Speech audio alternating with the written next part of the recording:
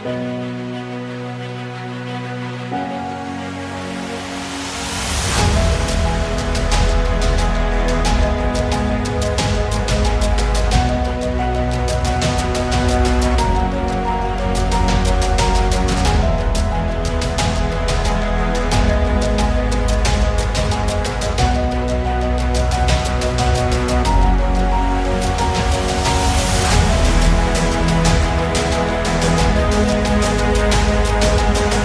എൻ്റെ ഏറ്റവും പ്രിയപ്പെട്ട സഹോദരങ്ങളെ, ചില സമയത്ത് നമ്മളിങ്ങനെ വിഷമിച്ച് നിൽക്കുമ്പോഴോ നമുക്ക് ഒരു പ്രതിസന്ധി വരുമ്പോഴോ അടുത്ത സ്റ്റെപ്പ് എന്തെടുക്കണം എന്ന് അറിയാണ്ടിരിക്കുമ്പോഴൊക്കെ നമ്മളിങ്ങനെ പ്രാർത്ഥനാ മുറിയിലേക്ക് പോകാറുണ്ട്. ഒരുപക്ഷെ വചനം എടുത്ത് വായിക്കാറുണ്ട്, ബൈബിൾ തുറന്ന് കർത്താവ് നമുക്ക് കൃത്യമായിട്ടൊരു വാക്യം അല്ലെങ്കിൽ ഒരു സിറ്റുവേഷൻ നമ്മുടെ മുമ്പിലേക്ക് എടുത്തു തന്നാൽ എന്തൊരു സന്തോഷമായിരിക്കും ഉള്ളിൽ. നമ്മുടെ ഒരു പ്രതിസന്ധിക്ക്, നമ്മുടെ ഒരു ചോദ്യത്തിന് ഒരു ഉത്തരവായിട്ട് ഈശോ കൃത്യമായിട്ടൊരു ഉത്തരം നമ്മൾ ബൈബിൾ തുറക്കുമ്പോഴേ തരികയാണ്. ഈ അടുത്തിടയ്ക്ക് ഒരു പ്രിയപ്പെട്ട ഒരു സുഹൃത്ത് പങ്കുവെച്ച ഒരു കുഞ്ഞനുഭവം ഞാൻ നിങ്ങളോട് പറയാണ്. ഇയാളിങ്ങനെ ഒത്തിരി കാലമായിട്ട് ഇങ്ങനെ പ്രാർത്ഥിച്ചുകൊണ്ടിരിക്കുകയാണ്. ഒരുപാട് കാര്യങ്ങൾ അയാൾക്കുണ്ട്, ഒത്തിരി വിഷമങ്ങളുണ്ട്. ഈ കർത്താവ് ഒരു ഉത്തരം തരുന്നില്ല എന്നും പറഞ്ഞൊരു വലിയ വിഷമമായിരുന്നു. പ്രാർത്ഥിക്കാനുള്ള മൂഡ് പോലും നഷ്ടപ്പെട്ടു. ആ വാക്കാണ് ഉപയോഗിച്ചത്. പ്രാർത്ഥിക്കാനുള്ളൊരു മൂഡ് തന്നെ നഷ്ടപ്പെട്ടു. പള്ളി പോകാൻ തോന്നുന്നില്ല, വചനം വായിക്കാൻ തോന്നുന്നില്ല. എനിക്ക് കൃത്യമായിട്ട് ഈശോ ഒരു ഉത്തരം തരണമെന്ന് ഇയാളിങ്ങനെ വാശി പിടിക്കുകയാണ്. അപ്പം ഞാനിങ്ങനെ പറഞ്ഞു, എടാ നമ്മളിപ്പോൾ ഈശോ ഇങ്ങനെ നേരിട്ട് നമ്മുടെ മുമ്പേ ഒന്ന് പറയാണോ, ഈ സിറ്റുവേഷനിൽ കൂടെ ചിലപ്പോൾ വചനം തുറക്കുമ്പോഴൊക്കെ ആയിരിക്കും കിട്ടുന്നത്. അതുകൊണ്ട് നീ പോയി ഇരിക്കുക, പള്ളിയിൽ ഇരിക്കുക, വചനം എടുത്ത് വായിക്കുക. ഒന്നും തോന്നുന്നില്ല, ഉള്ളിൽ നിന്നൊരു ആന്തൽ വരുന്നില്ല, ഒരു കൊതി വരുന്നില്ല പോയി ഇരിക്കാൻ വേണ്ടി. പക്ഷേ ഒരു ദിവസം ഈ കൂട്ടുകാരൻ എന്നോട് പങ്കുവെച്ചൊരു കാര്യമാണ്. ഒരു ദിവസം രാവിലെ ഇങ്ങനെ പ്രാർത്ഥിക്കാനിരുന്നപ്പോൾ എൻ്റെ ഇത്രയും കാലത്തെ ചോദ്യത്തിനുള്ളൊരു ഉത്തരം ഈശോ എനിക്ക് തന്നു എന്നും പറഞ്ഞുകൊണ്ടാണ് ഈ കാര്യം എന്നോട് പറയുന്നത്. അദ്ദേഹത്തിന് ഇങ്ങനെ ബൈബിൾ തുറന്നപ്പോൾ കിട്ടിയൊരു വചനഭാഗമാണ് ഏശയ്യാ 54 അതിൻ്റെ 7ഉം 8ഉം വാക്യങ്ങൾ. നമ്മൾ തീർച്ചയായിട്ടും വായിച്ചിട്ടുണ്ടാവും, ഇല്ലെങ്കിൽ ഒന്ന് എടുത്ത് വായിച്ചു നോക്കണേ. ഏശയ്യാ 54 7, 8 വാക്യങ്ങൾ. അതിനകത്ത് ഇങ്ങനെയാണ് കിടക്കുക: അല്പകാലത്തേക്ക് ഞാൻ നിൻ്റെ അടുത്ത് നിന്ന് മുഖം തിരിച്ചു, പക്ഷേ മഹാകരുണയോടെ നിന്നെ ഞാൻ തിരിച്ചു വിളിക്കും. ചെറിയൊരു ദേഷ്യത്തോടെ, ചെറിയൊരു കോപത്തോടെ ഞാൻ നിന്നിൽ നിന്ന് മുഖം മറച്ചു, പക്ഷേ അനന്തമായ സ്നേഹത്തോടെ ഞാൻ നിന്നോട് വീണ്ടും കരുണ കാണിക്കും. ഞാൻ നിൻ്റെ വിമോചകനായ ദൈവമാണെന്ന്. പ്രിയപ്പെട്ട സഹോദരങ്ങളെ, ഈ മനുഷ്യനെ, എൻ്റെ ഈ സുഹൃത്തിനെ പെട്ടെന്ന് തകർന്നു കിടന്ന ഒരു മൂഡ്, ഓഫായി കിടന്ന, ഡള്ളായി കിടന്ന ഒരു വ്യക്തിയെ പെട്ടെന്ന് ഈശോ മോട്ടിവേറ്റ് ചെയ്ത ഒരു കാര്യമാണിത്. ഈ ഏശയ്യാ 54 7, 8. ഇത്രയും കാലം, ക്ഷണനേരത്തേക്ക്, കുറച്ച് കാലത്തേക്ക് ഞാൻ നിന്നിൽ നിന്ന് മുഖം മറച്ചിരിക്കുകയാണ്. കുറച്ച് കാലം ഞാൻ നിൻ്റെ പ്രാർത്ഥന കേൾക്കാണ്ടിരിക്കുകയാണ്. പക്ഷേ ഇനി നിന്നെ ഞാൻ തിരിച്ചു വിളിക്കും. ഇനി ഇത്രയും കാലം ഉണ്ടായിരുന്ന സ്നേഹമല്ല, അനന്തമായ സ്നേഹത്തോടെ നിന്നോട് ഞാൻ കരുണ കാണിക്കും.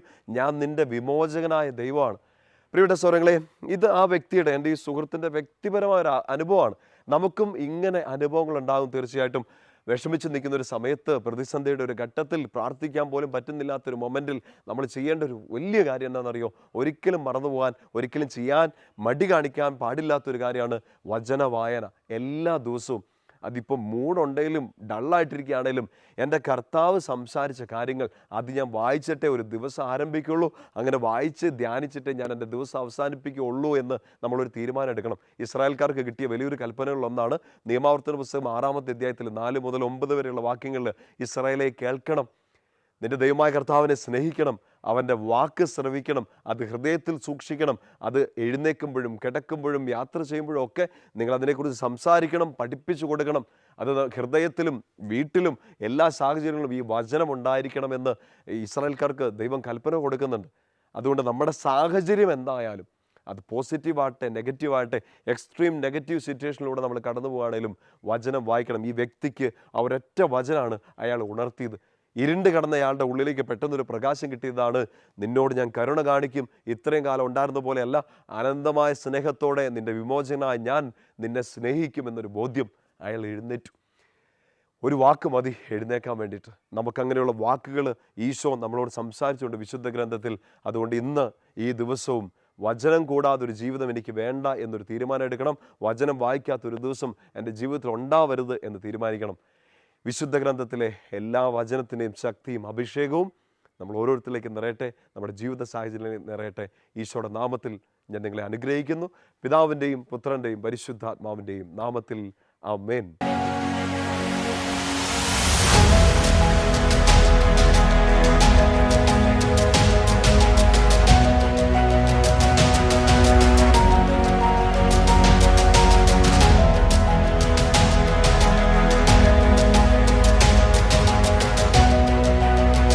നിങ്ങൾ നിങ്ങളുടെ പാപങ്ങളിൽ മരിക്കും എന്ന് ഞാൻ നിങ്ങളോട് പറഞ്ഞു. എന്തെന്നാൽ ഞാൻ തന്നെ എന്ന് നിങ്ങൾ മരിക്കും. ഇന്നത്തെ ഒരു ഫ്രേസ് നിങ്ങൾ ശ്രദ്ധിക്കണം. ഞാൻ തന്നെ. പഴയ നിയമത്തിൽ മോശയോട് പറഞ്ഞ ആ വാക്ക്, ആ ദൈവം ഈശോ ഇന്ന് നമ്മൾ ഈ വിശുദ്ധ കുർബാനയിൽ, നമ്മൾ ആരാധനയിൽ നമ്മൾ അവന്റെ വചനമാണ് കേട്ടുകൊണ്ടിരിക്കുന്നത്. ഞാൻ തന്നെ. ആ ദൈവം ഈശോ നിന്റെ കൂടെ ഉണ്ടെന്ന് നീ തിരിച്ചറിഞ്ഞില്ലെങ്കിൽ നീ മരിക്കും. പാപങ്ങളിൽ മാത്രമല്ല, നിങ്ങളുടെ സങ്കടങ്ങളിൽ, നിങ്ങളുടെ പരാജയങ്ങളിൽ, നിങ്ങളുടെ കഴിഞ്ഞ കാലങ്ങളിൽ നിങ്ങൾ മരിക്കും.